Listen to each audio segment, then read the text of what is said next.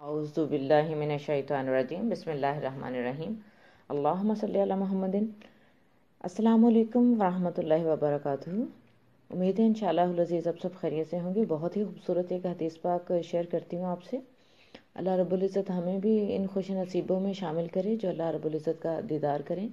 حضرت ابو سعید رضی اللہ عنہ بیان کرتے ہیں کہ نبی کریم صلی اللہ علیہ وآلہ وسلم نے فرمایا، اللہ تعالیٰ اپنی پنڈلی سے کپڑا ہٹا دیں گے اور ہر مومن سجدہ ریز ہو جائے گا، اور وہ بچ جائیں گے جو ریاکاری کے لیے سجدہ کرتے تھے۔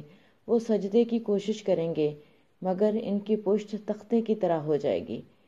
صحیح بخاری کی حدیث ہے یہ۔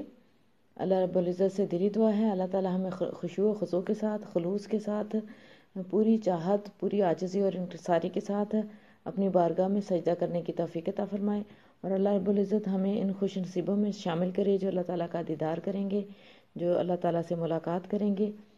ایک مومن کی منزل یا منشا صرف اور صرف جنت کا حصول نہیں ہے، بلکہ نبی اکرم صلی اللہ علیہ وآلہ وسلم کی شفاعت، آپ صلی اللہ علیہ وآلہ وسلم کا ساتھ اور اللہ رب العزت کا دیدار ہے۔